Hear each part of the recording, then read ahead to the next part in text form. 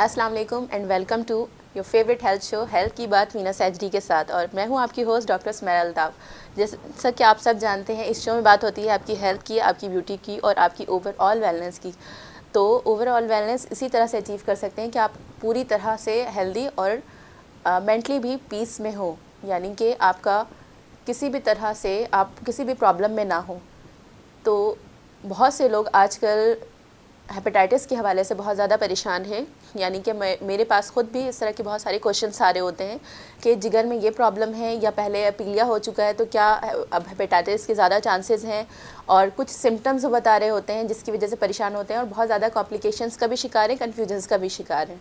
तो इसी वजह से आज हमने दावत दी है डॉक्टर आफ्ताब को, जो कि बात करेंगे हेपेटाइटिस पर, यानी इसकी वजूहात क्या हैं, साइन और सिम्टम्स क्या हैं और इसमें क्या एहतियात करके इस बीमारी से बच सकते हैं, या जो लोग ऑलरेडी इस बीमारी का शिकार हैं वो क्या एहतियाती तदबीर इस्तेमाल करें, और साथ में किन मेडिसिन्स का, किस टेस्ट के ज़रिए और किस तरीके से अपनी लाइफ को लेके चलें कि इस बीमारी से बच सकें और ख़ुद को यानी हेल्दी बीइंग बना सकें। बात करेंगे आज हम हेपेटाइटिस पर। सबसे पहले तो आपका thank you so much doctor कि आप प्रोग्राम में तशरीफ़ लेकर आए, और यकीनन आपकी हमारी इस डिस्कशन से हमारी जो ऑडियंस है उनको बहुत ज़्यादा फ़ायदा होने वाला है। जी बहुत बहुत शुक्रिया, और आपने आज बहुत अच्छा एक टॉपिक जो है इसका इंतखाब किया है। हेपेटाइटिस, जैसे कि मैं आपके सामीन के हवाले से सामीन को बता दूं कि हेपेटाइटिस होता क्या है। Hepatitis basically inflammation of liver, इसका मतलब है उर्दू में कि जिगर की सोजिश हो जाना। इसकी दो बड़ी वजूहात होती हैं, जिसको हम अगर दो में इसको बांट लें, एक हम वायरल हेपेटाइटिस कहते हैं और दूसरा नॉन वायरल हेपेटाइटिस कहते हैं। पहले मैं नॉन वायरल हेपेटाइटिस की तो आपको बता देता हूँ क्या वजूहात हैं। नॉन वायरल हेपेटाइटिस की वजूहात वो दवाएं हैं जो हम खाते हैं बहुत ज़्यादा, और उसका जो अमल दखल सारा लिवर में होता है। तो अगर लिवर उस सिलसिले में ज़्यादा उसको सोजिश हो जाती है तो उसको हम हेपेटाइटिस होता है, उसको हम ड्रग इंड्यूस हेपेटाइटिस कहते हैं। दूसरा वो हजरात जो बहुत ज़्यादा अल्कोहल, जिसको हम शराब कहते हैं और फिर में वो पीते हैं, उसकी वजह से अगर उनको ये सोजिश हो जाती है, इन्फ्लेमेशन हो जाती है, तो हम उसको जो है वो अल्कोहलिक सिरोसिस या अल्कोहलिक हेपेटाइटिस कहते हैं। ये तो नॉन वायरल की बात हो गई। मैं वायरस की तरफ आता हूँ, तो अभी तक जो साइंसदानों ने दरियाफ्त किए हैं तकरीबन 5 वायरसेस हैं जिसकी वजह से ये इन्फ्लेमेशन ऑफ लिवर हो सकती है या हेपेटाइटिस। उसको हम कहते हैं hepatitis A, B, C, D और ई। मैं आगे तक नहीं जाऊँगा कि समझें कि मैं पूरी ABCD पढ़ा रहा हूँ। लेकिन अगर हमें ये देखूँ कि ए और ई जो है वो इतना ज़्यादा मौलिक या इतना ज़्यादा ख़तरनाक नहीं होता, जबकि बी, सी और डी ये ज़्यादा मौलिक और जानलेवा साबित होते हैं और इसका बहुत ज़्यादा जो है ख़तरा होता है। एक बात, sorry to cut you off, मैं आपसे एक बात जानना चाहूँगी कि जो नॉर्मली आपको देख रहे हैं पेशेंट्स, बहुत से लोग, यानी हमारी जो ऑडियंस है उनमें बहुत से लोगों को नहीं पता बेसिकली कि बाकी लिवर डिसीज़ में और स्पेसिफिकली हेपेटाइटिस में मेजर डिफरेंस क्या है, कि उनको किस तरह पता चले कि नॉर्मल लिवर में कोई इश्यूज आ रहे हैं, सिंपल यानी बहुत इतने ज़्यादा कॉम्प्लेक्स नहीं है कि वो हेपेटाइटिस की तरफ चले जाए, या कौन से ऐसे सिम्टम्स जिससे पता चला कि ये हेपेटाइटिस ही है। जी हाँ, बहुत सारी अलामात ज़ाहिर होती हैं जिनको हम साइन सिम्टम्स कहते हैं अपनी ज़बान में। बहुत सारी अलामात होती हैं जो ज़ाहिर होती हैं आपके जिस्म के ऊपर। बहुत सारे जो है वो आप देखने से अंदाज़ा होता है कि इसको हेपेटाइटिस है। मिसाल के तौर पर अक्सर आपने लोगों को देखा कि यरखान हो गया, पीलिया हो गया। तो यरखान और पीलिया जो है इसी अलामत है कि आपके जिगर में जो है सोजिश है। उसमें पूरी आपकी स्किन पेल हो जाती है, आपकी खारिश शुरू हो जाती है, आपको भूख नहीं लगती, आप बहुत ज़्यादा जो है वो कमज़ोरी महसूस करते हैं, आपको बहुत ज़्यादा प्यास भी लगती है, और आपको बहुत ज़्यादा जो है वो कोई खाना आप खाने जाते हैं तो आपको वो हज़म भी नहीं होता।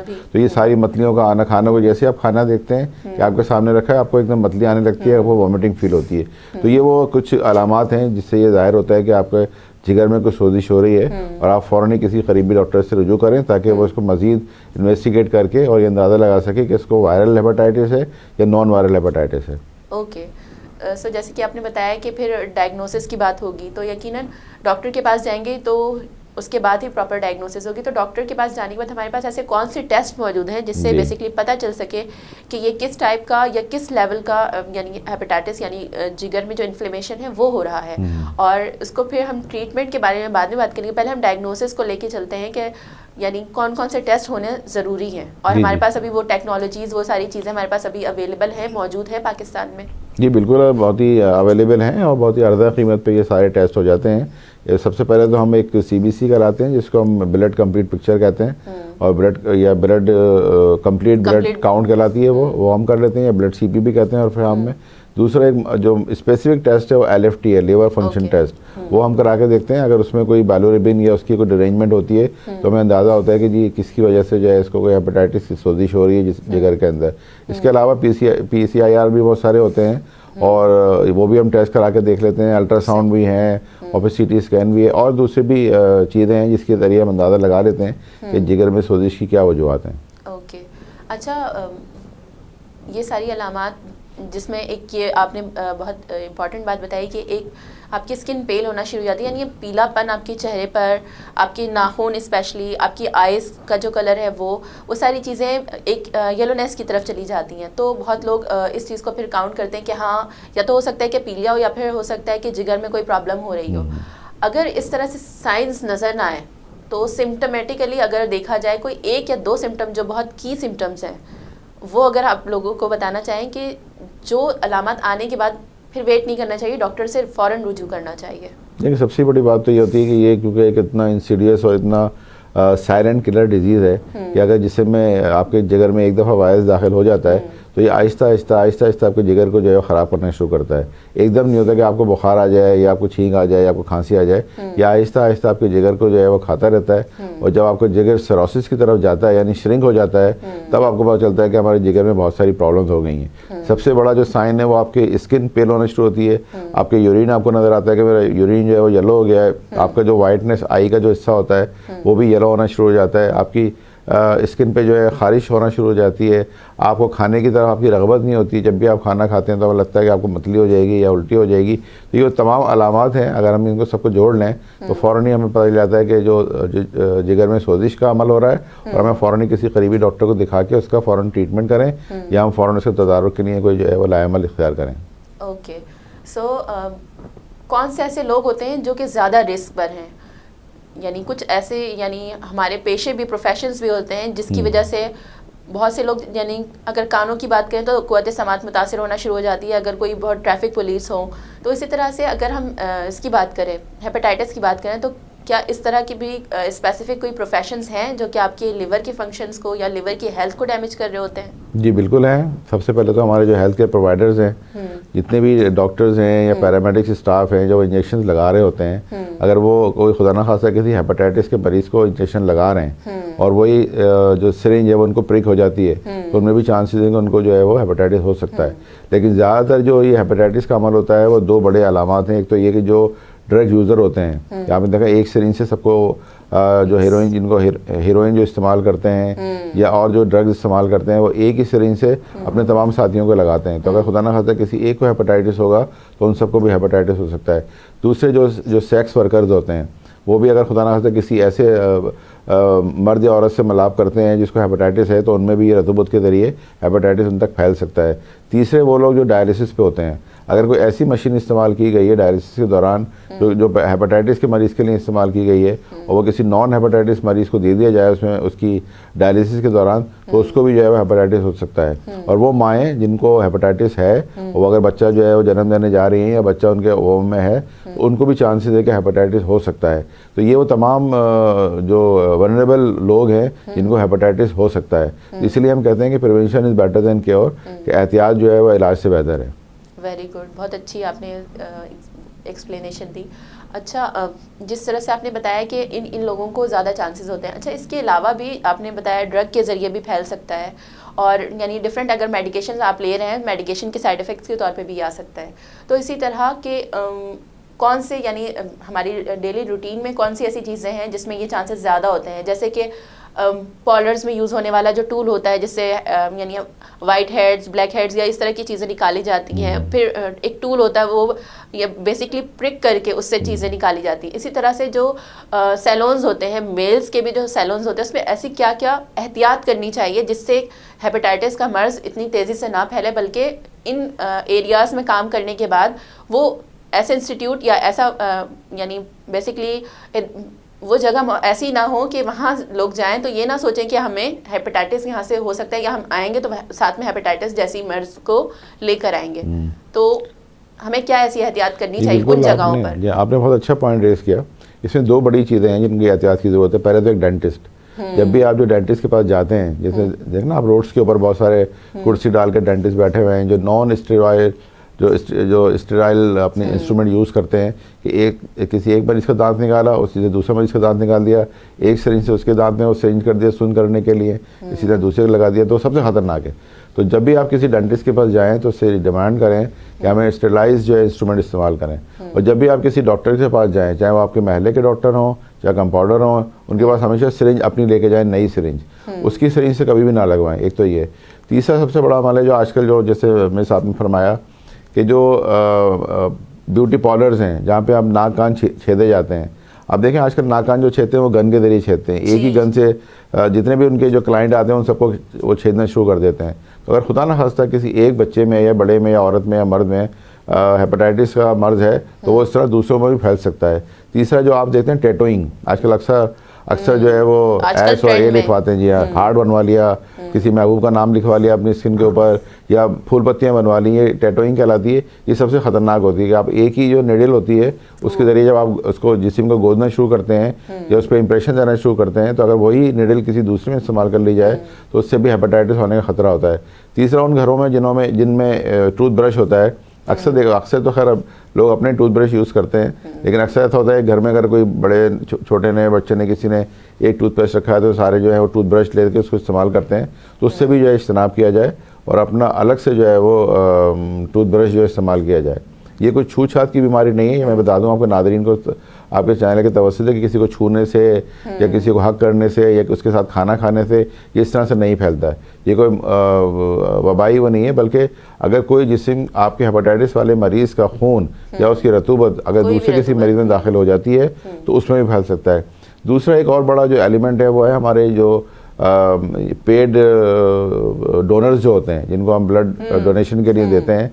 ये जो अनस्क्रीन ब्लड जब किसी दूसरे बंदे को आप लगाते हैं तो अगर खुदा ना खास्ता किसी ऐसे मरीज़ का या किसी ऐसे शख्स का आपने खून लिया जिसको हेपेटाइटिस था और आपने इसको स्क्रीन नहीं किया, वो किसी दूसरे नॉन हेपेटाइटिस मरीज़ को लगा दिया, तो उसको हेपेटाइटिस होने के 100% चार्जेस बढ़ जाते हैं। तो वो जब भी आप खुदा जब भी कभी ब्लड की आपको ज़रूरत पड़े तो किसी अच्छे ऑथेंटिक लेबॉर्ट्री से लें, उसका स्क्रीन टेस्ट हो बाकायदा। उसमें ये ज़रूरी नहीं कि सिर्फ हेपेटाइटिस हो, उसमें मलेरिया भी है, डेंगू भी है, एड्स भी है और भी दूसरे बहुत सारे जो है वो जितनी बीमारियाँ हैं उनका टेस्ट वो करते हैं। उसके बाद फिर वो स्क्रीन करके आपको ब्लड देते हैं, वो ब्लड लगाना चाहिए। एग्जैक्टली। और ये भी कहा जाता है कि जब किसी भी पेशेंट को अगर पहले हेपेटाइटिस या इस तरह के इवन अगर आपको पहले पास में पीलिया यानी यरकान भी हो चुका है तो भी आप ब्लड डोनेट नहीं कर सकते। उससे चांसेस होते हैं कि नेक्स्ट जो आप किसी भी पेशेंट को वो जिसको भी वो ब्लड लगता है उसमें भी चांसेस होते हैं कि फिर उसमें भी वो जर्म्स चले जाएं। साथ ही बहुत ज़्यादा कॉमनली अगर हम देखें तो थैलेसीमिया के पेशेंट को बार बार ब्लड डोनेशन की ज़रूरत होती है, बार बार ब्लड ट्रांसफ्यूज़ होता है उनकी बॉडी में। तो ये सारे टेस्ट होना बहुत ज़्यादा ज़रूरी है। जिस तरह से डॉक्टर ने बताया कि इसमें पीलिया है और इसके अलावा हेपेटाइटिस के कोई जर्म्स रह सकते हैं तो उससे भी प्रॉब्लम हो सकती है, एड्स बहुत तेज़ी से इससे फैल सकता है। तो ज़रा सी एहतियात आपकी ज़िंदगी को बहुत बचा सकती है और बहुत सारे कॉम्प्लिकेशन से आपको निकाल सकती है। तो एहतियात बहुत ज़्यादा ज़रूरी है। डॉक्टर, मैं ये भी जानना चाहूँगी कि बहुत से लोग यानी इस तरह की डाइट लेते हैं। बेसिकली हम अगर डाइट की बात करें तो कौन सी ऐसी डाइट हैं जो कि इसको कॉज कर रही हैं? यानी हम डाइट में पहले फ्रूट्स लेते हैं, सैलेड लेते हैं, वेजिटेबल्स लेते हैं, ये सारी चीज़ें तो अच्छी होती हैं, यानी चावल और दालों का इस्तेमाल घर में भी बहुत अच्छे से किया जाता है। मगर बाहर के जो खाने होते हैं कुछ स्पेसिफिकली आप अगर मैं चाहूँगी कि लोगों को तंबी करें कि इन चीज़ों को छोड़ दें ताकि आपकी जिगर की सेहत बेहतर रहे। देखिए मैं हमेशा ये कहता हूँ आजकल जो फास्ट फूड का बहुत ज़्यादा दौरा है और अब लोगों में घरों में खाना बनाना जो बंद कर दिया है और बाहर जाते हैं बाज़ार से जो है खाने शुरू कर दिए हैं। और फास्ट फूड हो या कुछ भी हो, मैं किसी की नाम नहीं लेता यहाँ पर इस चैनल पे, लेकिन आप समझ रहे होंगे मैं क्या कहना चाह रहा हूँ कि जितने भी फास्ट फूड है उसके अंदर जो क्वांटिटी है वो फैट की बहुत ज़्यादा है, उसमें सॉल्ट की क्वांटिटी बहुत ज़्यादा होती है। ठीक है, जब आप वो खाते हैं तो आपके अंदर रिटेंशन होती है वाटर की, आपके अंदर फैट की डिपोजिशन होती है और आपके जिगर पे ज़्यादा बोझ पड़ता है। जब भी आप जिगर पे कोई काम करने के लिए बोझ ज़्यादा डालेंगे तो आपका जिगर जो है फैटी लीवर भी हो सकता है और उसके दूसरे असरात भी हो सकते हैं। इसीलिए एहतियात ज़रूरी है।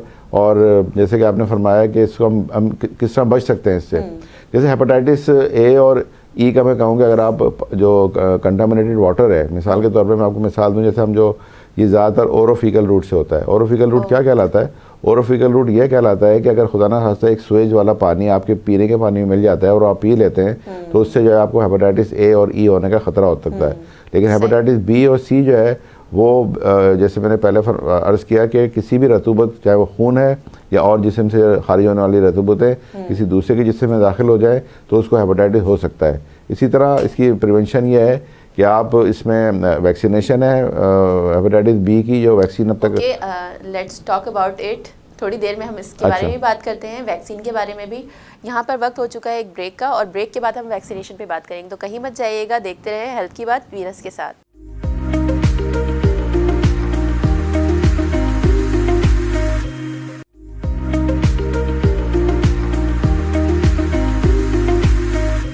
Welcome back. आप देख रहे हैं हेल्थ की बात वीनस के साथ, और हमारे साथ मौजूद हैं डॉक्टर आफ्ताब, जो बता रहे हैं कि आपको अपनी जिगर का, यानी अपने हेपेटाइटिस से बचने के लिए अपनी जिगर का किस तरह से ख्याल रखना चाहिए।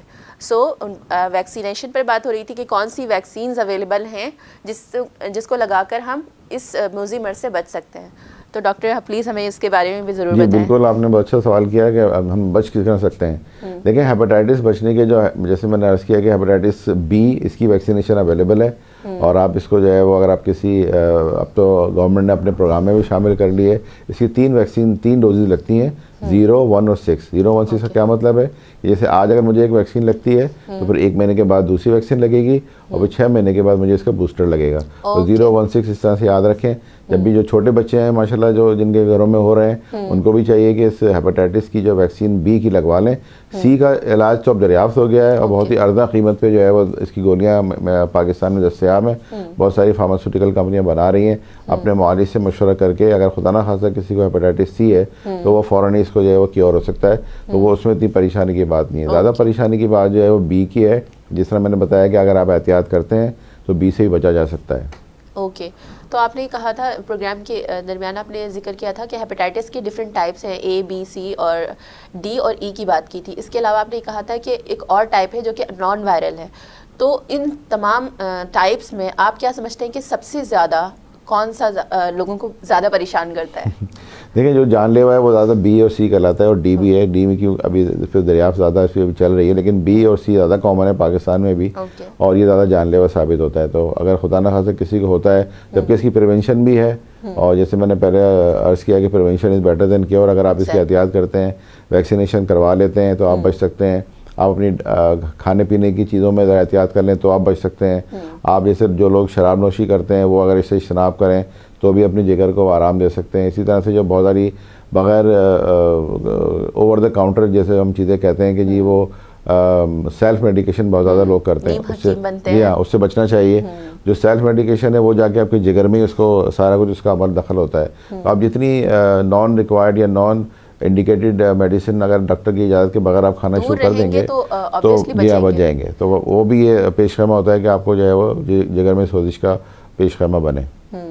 क्योंकि हमारी बॉडी ग़िज़ा के लिए बनी है, मेडिसिन्स वगैरह के लिए, मेडिकेशंस के लिए नहीं बनी है। तो जब भी हम ओवर द काउंटर जाकर मेडिसिन्स लेते हैं, हमें नहीं पता होता कि हमारी बॉडी में उस चीज़ की रिक्वायरमेंट है या नहीं, प्लस इसके साथ क्या साइड इफ़ेक्ट्स आने वाले हैं वो डॉक्टर ही बेहतर बता सकता है कि उस मेडिसिन के आपको पॉजिटिव इम्पैक्ट कितना आने वाला है। और अगर उसके बहुत मिनिमम कोई साइड इफ़ेक्ट्स हैं तो ऑब्वियसली पहले फ़ायदे को देखा जाता है, और मिनिमम अगर साइड इफ़ेक्ट्स हैं तो उसको क्योर किस तरह से करना है या उससे बचना किस तरह से, वो भी डॉक्टर आपको बता देते हैं। तो अगर ज़्यादा केमिकल्स आप अपनी बॉडी के अंदर यानी इनटेक करेंगे तो ऑब्वियसली उसके साइड इफ़ेक्ट्स आएंगे, आपकी लिवर पर भी आएंगे, आपकी किडनीज़ पर भी आएंगे। तो हमेशा अवॉइड करें ऐसी चीज़ें कि आपको कोई भी सिम्टम्स आते हैं तो आप डॉक्टर से एक दफ़ा मशवरा ज़रूर कर लिया करें। अच्छा डॉक्टर, जैसे हम डेली लाइफ में ऐसी कौन सी ग़िज़ाएँ हैं जिसका इस्तेमाल करके अपनी लिवर की हेल्थ को बूस्ट कर सकते हैं, यानी कि अपनी जिगर की सेहत को और ज़्यादा स्ट्रॉन्ग कर सकते हैं ताकि इन बीमारियों को अपने खुद से दूर रख सकें? जी, बहुत अच्छा सवाल है। आजकल तो सर्दियाँ भी आ गई हैं और आपके ठेले और आपके जो जगहें हैं वो सब्जियों से भरी हुई हैं। तो मैं अपने आपके चैनल के तवज्जुह से आपके नाज़रीन को मैं यही एडवाइस करूँगा कि वो ज़्यादातर जो है लीफ वाली पत्तियों वाली जो सब्जियाँ वो ज़्यादा खाएँ। उसके अंदर ब्रोकोली आजकल बहुत ज़्यादा आई हुई है, जो गोभी से मिलती जुलती ग्रीन तरह की होती है, वो आपकी जिगर, जी हाँ, वो आपकी जिगर के लिए बहुत ज़्यादा फ़ायदेमंद है। ब्रोकोली खाएँ, जूसेस ज़्यादा पिएँ, आप फ्रेश जूस पिएँ। वो एक तो जो डब्बे वाले जूस हैं उससे इज्तनाब करें, क्योंकि उसके अंदर जो है प्रिजर्वेटिव मिले हुए होते हैं, तो वो आपके जिगर में या आपके मैदे को और नुकसान पहुंचा सकते हैं। तो बेहतर ये है कि आप, आजकल तो कीनू भी आ गया है इसका, और देखें आपके पास मौसमी भी आ गई है, और विटामिन सी की रिच आपके पास मौजूद है, सेब आपको अवेलेबल है, और बहुत सारे आपके पास जो है वो फल मौजूद हैं, तो उन फल का इस्तेमाल रखें। और दूसरा जो है अपने लाइफ को थोड़ा सा आप सेडेंटरी लाइफ स्टाइल जिसको हम कहते हैं कि जी बैठे रहना, क्योंकि आजकल जो मोबाइल आ गया है, लोग मोबाइल के ज़रिए या आजकल जो कंप्यूटर के ज़रिए जो ऑफिस लोग जाते हैं वो, या जो घर में बैठे हुए टीवी देख रहे होते हैं, सारा दिन जो है टॉक शोज देखते रहते हैं, तो मूवमेंट जो है ख़त्म हो गई है। तो अगर आप अपनी आप मूवमेंट ज़्यादा रखते हैं, अगर आप वॉक करते हैं रोज़ाना, जी हाँ, फिजिकल एक्टिविटी। और मैं ये भी चाहूँगी कि एक्सरसाइज, जब आपने ये पॉइंट रेस किया तो एक्सरसाइज की अहमियत भी बताएं कि लोगों के लिए डेली वॉक करना और एक्सरसाइज करना कितना ज़्यादा ओवरऑल हेल्थ के लिए, सिर्फ ना सिर्फ अपनी जिगर के हेल्थ के लिए, ऑब्वियसली वो भी आपकी बॉडी का ऑर्गन है, बट ओवरऑल हेल्थ के लिए कितनी ज़्यादा इंपॉर्टेंट है ये एक्टिविटी यानी एक्सरसाइज। जी बिल्कुल, बहुत ज़्यादा ज़रूरी है आजकल, क्योंकि मैं जैसे देखा कि पार्क्स ख़त्म हो गए हैं और हर आदमी जो है वो मोबाइल में और लैपटॉप में और अपने कंप्यूटर में और टीवी पे मसरूफ़ हो गया है, तो उसके पास टाइम ही नहीं मिलता कि वो किस तरह से बाहर जाके जो है वॉक कर सके। ज़रूरी नहीं है कि आप किसी पार्क में जाके वॉक करें, अगर आपका छत वाला घर है तो अपनी घर की छत पे चले जाएं, अगर आपका कमरा है तो वहाँ आप थोड़ा सा वॉक कर लें, या आप अपने बेड पे बैठे बैठे भी जो है वो एक्सरसाइज कर सकते हैं। ज़रूरी नहीं है कि आपने कोई भाग के एक्सरसाइज करना है, लेकिन ये याद रखें कि रोज़ाना अगर आप हफ्ते में 3 से 4 दिन 45 मिनट्स वॉक करते हैं तो आपके लिए ये एक काफ़ी अच्छा अमल होता है, सफिशेंट होता है कि आपके जिस्म में जितनी भी जो फासिद मादे हैं उनको सारा उनका इखराज हो जाता है और आपकी सारे सेल जो है वो ऑक्सीजनेटेड हो जाते हैं, और आपने जिस्म में ज़्यादा ऑक्सीजन डालते हैं और आपकी ज़्यादा नरिशमेंट मिलती है आपके जिगर को भी, आपके दिमाग को भी, और आपके जैसे और दूसरे जो ऑर्गन हैं, मिसाल के तौर पर किडनीज़ हैं, आपका हार्ट है, आपका लबलबा है, वो उनके लिए भी बहुत ज़्यादा ज़रूरी है। ख़ासतौर पे आपके चैनल की तवज्जो से जो लोग जिनको डायबिटीज़ है उनको भी बहुत ज़्यादा ज़रूरत है कि वो वॉक करें और अपनी जो सेल्स हैं उनके अंदर जितना भी ग्लूकोज उसका इस्तेमाल यूटिलाइज़ करें, ताकि इंसुलिन की जो एक तवाज़ुन होता है वो बरकरार रहे इसके अंदर। और इसके अलावा पानी की क्या इंपॉर्टेंस होगी इस बीमारी में स्पेसिफिकली? अगर हम हेपेटाइटिस की बात करें तो पानी की क्या इंपॉर्टेंस है? जो लोग ऑलरेडी कम पानी पीते हैं तो उसके लिए तो ये ज़्यादा और ज़्यादा कॉम्प्लिकेशन का वो हो सकता है, क्योंकि जितने ज़्यादा टॉक्सिन्स आपकी बॉडी में, ऑब्वियसली आपके लिवर में अगर प्रॉब्लम हो रही तो टॉक्सिन्स तो पूरी तरह फ्लश आउट नहीं हो रहे, तो इसमें पानी का क्या रोल है और कितने ग्लास पानी एक इंडिविजुअल को लेना चाहिए ऐसी कंडीशन में? जब आपने पानी का जिक्र किया तो पहले सबसे पहले तो मैं थोड़ा सा पानी पी लूँ इन्फ्लुएंस करने के लिए लोगों को। देखें, मैंने अब पानी पी लिया, मैं आपसे कह सकता हूँ। देखें, पानी बिल्कुल एक पौधे की तरह, जैसे आप घर में जिसके पौधे होते हैं या उनको नरिशमेंट के लिए पानी की ज़रूरत पड़ती है। जब भी अगर आप किसी भी पौधे में पानी ना डालें तो वो मुरझा जाता है। बिल्कुल जिस्म भी हमारा इसी तरह से, ठीक है ना, हमारे जिस्म में जो हमारा खून गर्दिश कर रहा है तकरीबन 5 to 6 लीटर जो है वो पानी की सूरत में गर्दिश कर रहा है। अब इसके अंदर कमी होती है, खून का गाढ़ापन हो जाता है, तो आपको पानी पीना चाहिए। पानी क्या करता है? पानी आपके तमाम जितने भी फासिद मादे हैं उनको लेके पेशाब के ज़रिए और फीसिस के ज़रिए अखराज करता है, पसीने के ज़रिए अखराज करता है। तो जब जिसम में पानी ही नहीं होगा तो आपकी स्किन भी एक तो जो है वो लस्टर लूज़ कर देगी, ड्राइनेस हो जाएगी, आपके आंखें ड्राई हो जाएंगी, आपके जो आते हैं वो प्रॉपर्ली काम नहीं करेंगी। आपने देखा जब भी लोगों को बहुत ज़्यादा होता है। आप अक्सर देखें घर में कोई चीज़ बनाती हैं आप, सारण वगैरह या कोई चीज़ करती हैं, उसमें थोड़ा सा पानी ज़रूर डालती हैं। वो पानी इसलिए डलता है कि उसके अंदर आपको एक उसको मीडियम प्रोवाइड करती हैं ताकि वो अच्छी तरह से पक जाए या अच्छी तरह से मेल्ट हो जाए, अच्छी तरह से जो घुल मिल जाए।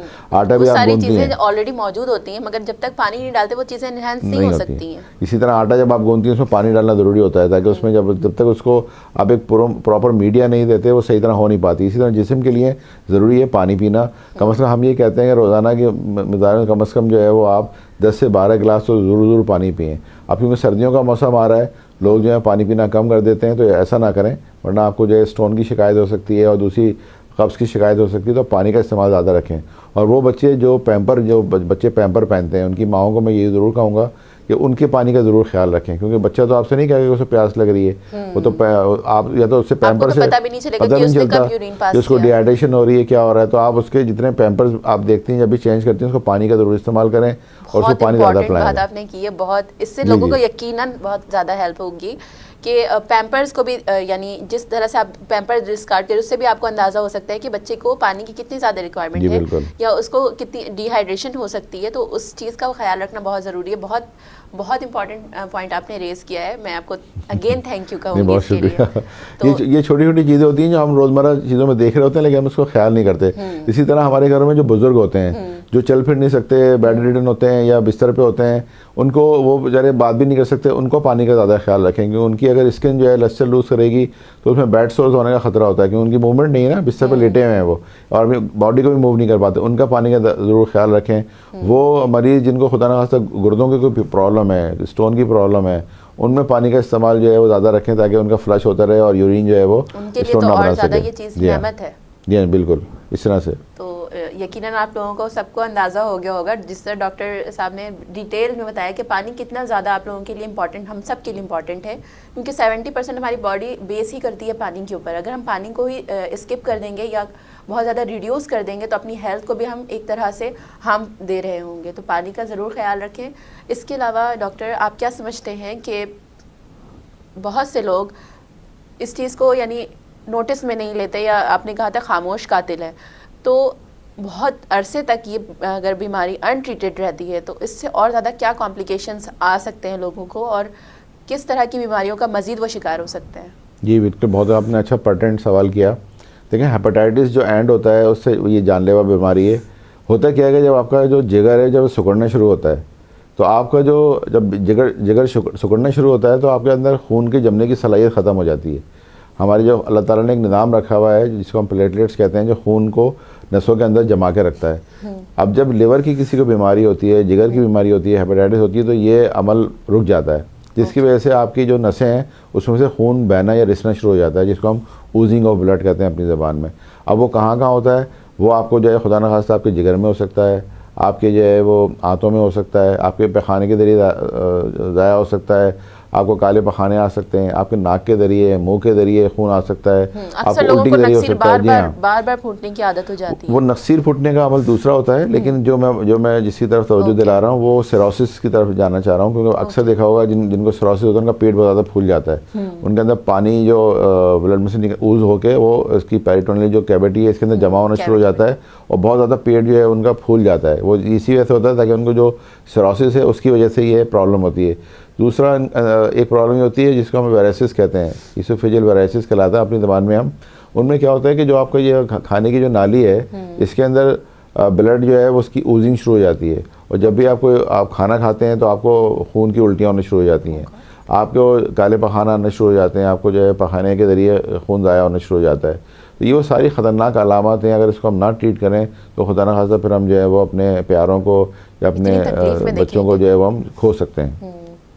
अच्छा, आपने जिक्र किया कि पेट जो है बहुत ज़्यादा फूल जाता है, पेरिटोनियल कैविटी जो है उसमें पानी भर जाने की वजह से, तो इसको हम क्या रिवर्स बैक इसको मेडिकेशन के ज़रिए किसी भी तरीके से किया जा सकता है? इसका इलाज मुमकिन है? जी बिल्कुल, इसका इलाज मुमकिन है। एक तो ये कि हम ऐसे मरीज़ों को जो है वो पेशाब के ज़रिए पानी ज़ाया करवाते हैं उनका, या फिर हम जो है वो सिरिंज के ज़रिए यहाँ से पानी निकाल के जो है उसको कम करते हैं। लेकिन असल जो इसका जो सोर्स है वो है जिगर। अगर आप जिगर को सही ट्रीट करेंगे तो वहाँ से वो उसको ख़त्म होना चाहिए। ऐसा नहीं है कि जी आप पानी निकाले जाएँ या पेशाब के ज़रिए पानी उनका जो है बाहर निकाले जाएँ। असल जो प्रॉब्लम है जिगर में वो आप उसकी तरफ उसको एड्रेस ना करें, आप बाकी दूसरी चीज़ें करते रहें तो उससे कोई फ़ायदा नहीं है। बिल्कुल।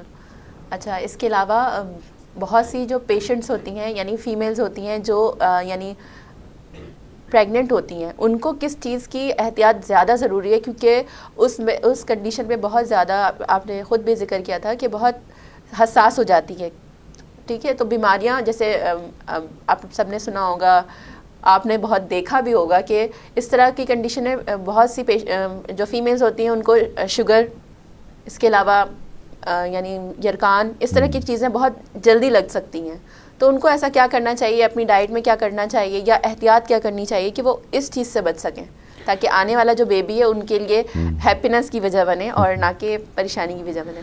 ये बिल्कुल, इसमें दो तरह के चीज़ें हैं। पहले तो ये कि अब जब जो ख़वातीन शहरों में रहती हैं उनको तो ये फैसिलिटीज़ है कि वो किसी भी टर्शरी मेडिकल सेंटर में जाके अपना इलाज करा सकती हैं, क्योंकि इसके ट्राइमेस्टर हैं, फर्स्ट ट्राइमेस्टर, सेकंड ट्राइमेस्टर और थर्ड ट्राइमेस्टर, 3 महीने के ट्राइमेस्टर्स होते हैं। तो पहला जो ट्राइमेस्टर होता है 3 महीने का, वो सबसे ज़्यादा इंपॉर्टेंट होता है। उसमें बच्चा डेवलप हो रहा होता है, उसकी चीज़ें ऑर्गन डेवलप हो रही होती हैं, बन रही होती हैं। उसमें अगर माँ अपने बच्चे का ख्याल रखते हुए ऐसी दवाएं बगैर किसी डॉक्टर की इजाज़त के वो दवाएं ना खाए। बहुत ज़्यादा जो ख़वातीन वो मल्टीविटामिन खाना शुरू कर देती हैं, उसकी एहतियात करें। बहुत सारी जो ख़वातीन हैं वो एक्स्ट्रा वर्क करना शुरू कर देती हैं, वज़न उठाना शुरू कर देती हैं, या बहुत ज़्यादा जो है सीढ़ियाँ चढ़ रही हैं, इस तरह कर रही हैं, उसमें एहतियात करना चाहिए। इसी तरह जब आप सेकंड ट्राइमेस्टर में जाते हैं तो उसकी अपनी कॉम्प्लिकेशन होती हैं। इसी तरह जो लास्ट ट्राइमेस्टर है उसमें भी प्रॉब्लम होती हैं। तो ये अगर आप हर चांसेस कहाँ पर होते हैं? सबसे ज़्यादा चांसेस फर्स्ट ट्राइमेस्टर में होते हैं। जी, फर्स्ट ट्राइमेस्टर में ज़्यादा होते हैं कि खुदा ना खास्ता अबॉर्ट कर जाएँ या बच्चा ज़ाया हो जाए, तो उसमें ज़्यादा एहतियात की ज़रूरत होती है। कि जैसे जैसे बच्चा ग्रो करता है और इसी तरह माँ भी जो है स्ट्रेंथन होती है और उसकी अपनी भी क़ुव्वत मुदाफ़ियत बढ़ना शुरू हो जाती है। इसी के दौरान को माँ को जो है कोई बचाने के लिए कुछ इंजेक्शन लगते हैं, जैसे टेटनस के हैं और दूसरे इंजेक्शन होते हैं, वो हम माँ को देते हैं ताकि बच्चा जो है महफूज रहे, माँ भी महफूज रहे। इसी दौरान जो आप माँ के कुछ टेस्ट करा लेते हैं, जैसे मैंने पहले गुजारिश की थी, हेपेटाइटिस है, एड्स है, मलेरिया है, डेंगू है, ये तमाम टेस्ट जो ज़रूर करा लेना चाहिए ताकि ये ना हो खुदा ना खास्ता कि बच्चे के अंदर जो है कोई ये चीज़ ट्रांसफ़र हो जाए और बच्चा कोई बीमारी के साथ पैदा हो। तीसरा सबसे इम्पॉर्टेंट जिसका आपने जिक्र किया था, थैलेसीमिया। माँ और बाप दोनों जब शादी के लिए जा रहे होते हैं तो ये ज़रूरी है कि वो दोनों अपने टेस्ट ज़रूर कराएँ, HB इलेक्ट्रोफोरेसिस करा लें। उससे पता चल जाता है कि आपको अगर खुदा ना खास्ता माँ बाप दोनों को माइनर है थैलेसीमिया है, तो आप ये उम्मीद है कि आप जो है एक मेजर बच्चा जो है वो थैलेसीमिया का पैदा करेंगे। तो अभी बेहतर ये अच्छा टाइम तो ये होता है कि अगर खुदा ना खास्ता किसी को माइनर है या दो माइनर हैं तो वो उसकी प्रिकॉशनरी मेजर ले लें ताकि बच्चा जो है दुनिया में आने वाला कोई बीमार बच्चा पैदा ना हो। तीसरी सबसे बड़ी बात ये होती है कि अगर खुदा ना खास्ता किसी माँ को हेपेटाइटिस है, B या C या D जो भी है, तो वो उससे अभी से उसका तदारुक कर ले ताकि बच्चा जो है वो हेल्दी पैदा हो। इसी तरह बहुत सारी ऐसी चीज़ें होती हैं जिनको हम कंजेनिटल एनोमलीज कहते हैं, यानी जो पैदाइश के बाद जो बच्चों को किसी का कान नहीं है, किसी का हाथ नहीं है, किसी का जो लिप जो है वो कटा हुआ होता है, तो ऐसे मौक़ों पे ऐसी दवाएं इस्तेमाल की जाती हैं जिसकी वजह से जो है बच्चे के अंदर ये प्रॉब्लम हो सकती हैं। तो माँ को अपने डॉक्टर से, जो भी लेडी डॉक्टर हैं उनके साथ राब्ते में रहना चाहिए। पीरियडिकली अल्ट्रासाउंड भी कराना चाहिए ताकि सोनोग्राफी से पता चलता रहता है कि आपके बच्चे की डेवलपमेंट सही तरह से है, उसके हाथ पैर से डेवलप कर रहे हैं, नहीं कर रहे हैं, उसके ऑर्गन, हार्ट, किडनी, जिगर सब सही तरह से बन रहा है, नहीं बन रहा। तो ये बहुत ज़्यादा ज़रूरी होता है कि माँ जो है वो एक डॉक्टर के साथ राब्ते में रहे। तो नाजरीन, यहाँ पर हो चुका है एक शॉर्ट ब्रेक का टाइम, तो लेते हैं ब्रेक और मिलेंगे एक ब्रेक के बाद।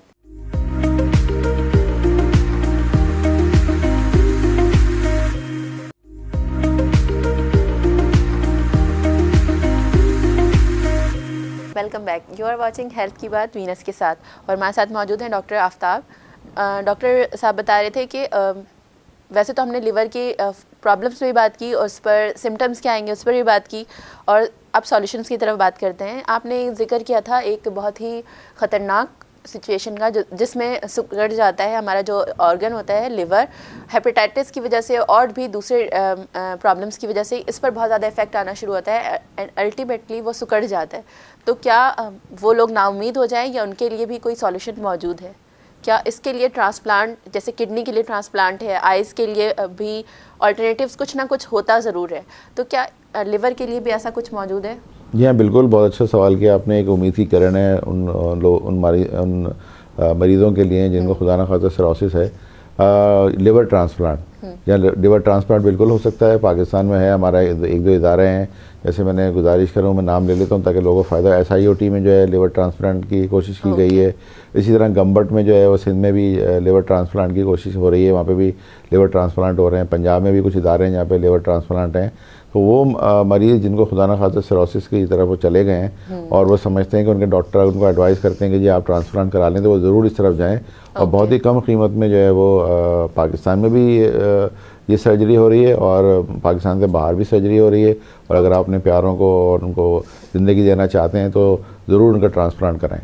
ओके, तो आप क्या समझते हैं इसके बाद यानी उनको किस तरह की एहतियात करने की ज़रूरत है, और क्या इसके बाद कोई कॉम्प्लिकेशंस के चांसेस होते हैं कि क्योंकि ऑब्वियसली एक आपका ख़ुद का ऑर्गन होता है जो बाय डिफ़ॉल्ट यानी कि अल्लाह ताला की तरफ से, नेचर की तरफ से होता है, और एक होता है वो किसी और से डोनेटेड होता है, तो उसको भी मैच करने में, उसको भी प्रॉपर फंक्शन में आने में थोड़ी बहुत तो डिफरेंस होगा, यानी थोड़ा बहुत तो फ़र्क होगा। तो क्या कोई कॉम्प्लिकेशंस भी आती हैं, और उसके बाद एहतियात क्या करनी चाहिए, क्योंकि एक दफ़ा तो उनको ये मौका मिल गया कि उन्होंने यानी ट्रांसप्लांट करवा लिया, बार बार तो नहीं करवाएंगे उसको, तो क्या एहतियात करनी चाहिए? बिल्कुल, आपने बहुत अच्छा सवाल किया। असल में मैं सर्जन तो नहीं हूँ, मैं फिजिशियन हूँ, लेकिन जितनी मेरी महदूद मालूमात है उसके मुताबिक मैं ये कह सकता हूँ कि यकीनन जब भी आप कोई बाहर से कोई चीज़ देते हैं तो बॉडी उसको या तो एक्सेप्ट करती है या रिजेक्ट करती है। तो जो रिजेक्शन का जो अमल है उसको रोकने के लिए दवाएं दी जाती हैं ताकि बॉडी जो है वो उससे मुताबिकत हो जाए और वो काम करना शुरू कर दे। जिस तरह किडनीज है, जी हाँ, तो फिर उसमें ये डॉक्टर देखते हैं कि आप किस तरह से जो है, क्या टोटल जो है कंप्लीट उसकी ट्रांसप्लांट होती है या पार्शल होती है, ठीक है ना। तो ये डॉक्टर खुद डिसाइड करते हैं, जो इसके सर्जन होते हैं, कि हम किस तरह से इसको ट्रांसप्लांट करें, क्योंकि जिगर के अंदर ये भी सलाहियत होती है कि वो खुद भी ग्रो कर जाता है। तो अगर आप दो लॉब्स होते हैं तो एक पे अगर प्रॉब्लम भी होती है तो फिर जी बिल्कुल बिल्कुल हम रिलाय कर सकते हैं, लेकिन डिपेंड करता है कि आपने यानी आपका जो ऑर्गन है उस कंडीशन में है भी या नहीं। जी बिल्कुल। और जब भी कोई आप जिसमें कोई चीज़ दाखिल करते हैं, कोई भी ऑर्गन देते हैं, तो उसकी अगर एक्सेप्टेंस हो जाती है तो बहुत अच्छी बात है, और खुदा ना खास्ता अगर रिजेक्शन होती है तो फिर उसकी दवाएं दी जाती हैं ताकि उसको रोका जा सके। लेकिन इस अमल से पहले बहुत सारे टेस्ट होते हैं आपके, जो है वो आपके टिश्यूज़ के टेस्ट होते हैं, मरीज़ के टिश्यूज़ के टेस्ट होते हैं, जो डोनर होता है उसके भी टिश्यूज़ के टेस्ट जब मैचिंग हो जाती है उसके बाद दिया जाता है। बिल्कुल इसी तरह से जिस तरह जब आप ब्लड की ट्रांसफ्यूजन करते हैं या टिश्यू ब्लड लेते हैं तो आप क्रॉस मैच करते हैं, कॉम्प्लिकेशंस क्या आ सकती हैं, उन सब चीज़ों को भी मद्देनज़र रखा जाता है। प्लस कोई पहले से बीमार शख्स तो नहीं है, कुछ में कोई किसी की तरह के जर्म्स पहले तो नहीं थे, सारी चीज़ें देखने के बाद तो फिर ऑर्गन अगर डोनेट किया जा रहा है या ट्रांसप्लांट किया जा रहा है तो ऑब्वियसली सारी चीज़ें प्रिकॉशंस ली जाती होंगी। सो प्रोग्राम का क्योंकि इख्तिताम का टाइम आ चुका है, मुझे बहुत अच्छा लगा, आपने बहुत कीमती मालूमात हम तक पहुंचाई, हमारे ऑडियंस तक पहुंचाई।